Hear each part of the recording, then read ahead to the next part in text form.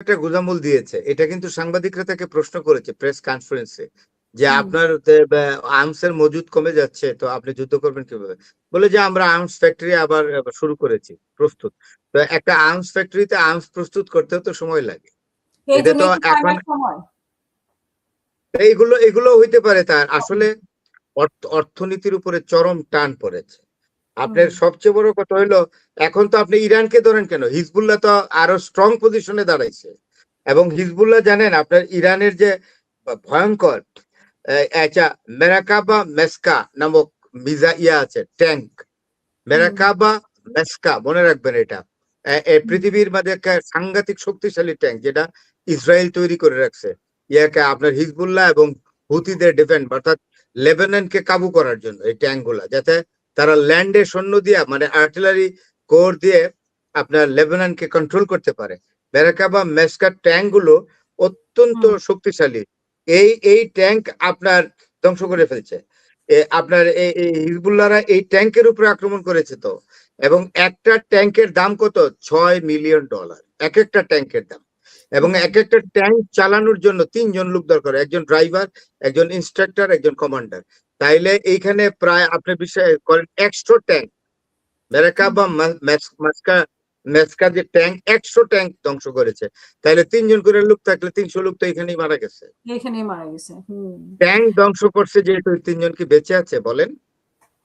Tomahawk cruise মানে ওদের যে ক্ষেপণাস্ত্রের কথা বলছে যে এটাই কি শক্তিশালী ইয়ে নাকি ক্ষেপণাস্ত্র টমাহক ক্রুজ কাদের টমাহক? এটা ইয়ের যুক্তরাষ্ট্রের। তো যুক্তরাষ্ট্রের টমাহক তো আগেই ফেস করেছে ইরান, নতুন হ্যাঁ কিছু তো না, ইট ইজ শেষ নট এ শেষ নিউ করেছে হ্যাঁ। Thing exactly. আমি হুম আপনাকে বলি, ইরানের হাতে এত ইন্টারসেপ্টর বের করেছে, এত, হুম যে আপনি যত ধরনের ভার্সনের মিসাইল মারেন না কেন, ইরানের চেয়ে বেশি ভার্সনের মিসাইল কারো পৃথিবীর কোন রাষ্ট্রের এই মুহূর্তে নাই।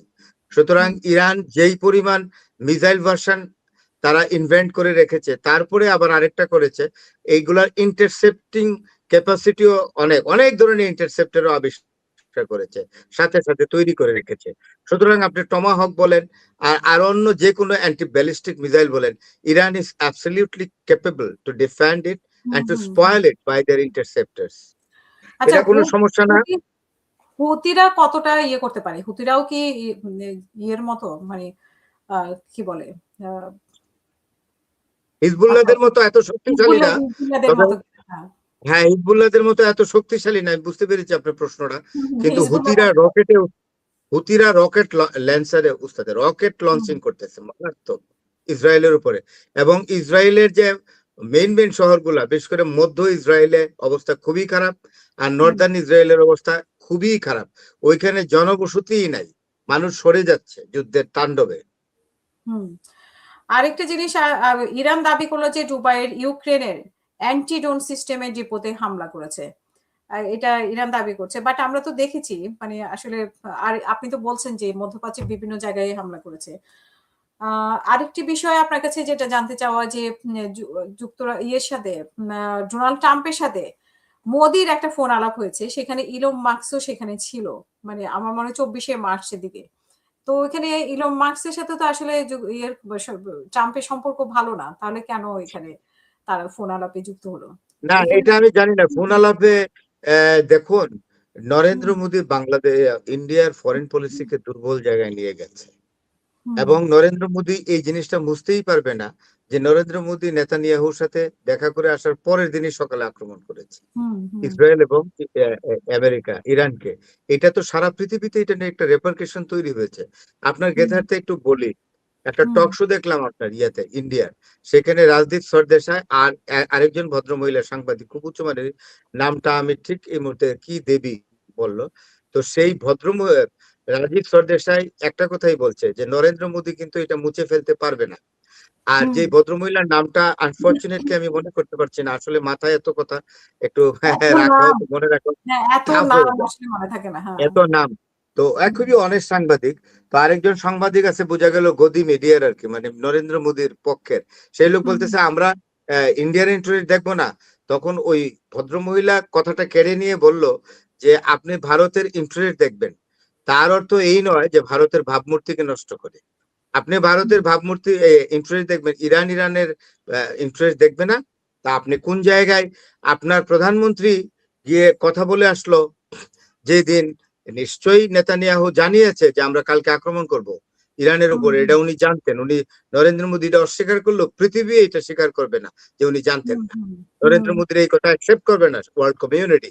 আর ওই ভদ্রমহিলা আরেকটা কথা বললো যে যুদ্ধ লাগার পরপরই আমি ইরানে গিয়েছি এবং সেইখানে আমি ইরানের সিকিউরিটির একজন, মানে সরি, ইরানের যে বা সিকিউরিটি কেন, ইরানের ফরেন মিনিস্টার আব্বাস আরগাচি ইন্টারভিউ করেছে উনি। এই ভদ্রমহিলা অত্যন্ত সাহসী। উনি দিল্লি থেকে প্লেনে উঠে গিয়ে তেহরানে নামছে, নেমে গিয়ে আব্বাস আরগাচি সম্ভবত বা আগে থেকে ফোনে বা যে কোনো ভাবে উনি অ্যাপয়েন্টমেন্ট করে রাখছিলেন।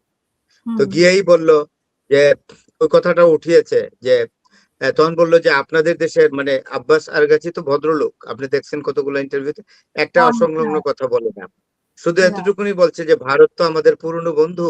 হ্যাঁ, দেশের ভারত স্বাধীন হওয়ার পর থেকেই ইরানের সাথে অত্যন্ত ভালো সম্পর্ক, ব্রিটিশরা যখন ভারত ছেড়ে চলে যায়। তবে আপনাদের প্রধানমন্ত্রীর সাথে তো নরেন্দ্র মোদীর নেতানিয়াহুর কথা হলো, এর পরের দিনে আমাদেরকে আক্রমণ করেছে। বলে যে হ্যাঁ, এটা আমাদেরকে বিব্রত করেছে।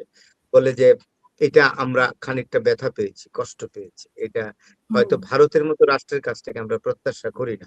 ইউরোপের কোন দেশ যদি করতো তাইলে আমার কষ্ট ছিল না। এটা আব্বাস আরগাচি বলছে এবং এই ভদ্র মহিলা টক শোতে বলে দিয়েছে, এটা পাবলিক স্টেটমেন্টে বলেছে। তো টক শো কি পাবলিক না? এখন আপনার সঙ্গে কথা বলছি, সারা দুনিয়ার মানুষ শুনছে না। তাইলে এই যে নরেন্দ্র মোদীর সঙ্গে আলাপ করতেই পারে। তো আমি যেটা বলছিলাম, এই জায়গায় আমি একটা কনক্লুশন ড্র করি। আমি অবশ্যই বলবো যে নরেন্দ্র মোদী ভারতের যে পররাষ্ট্র নীতিকে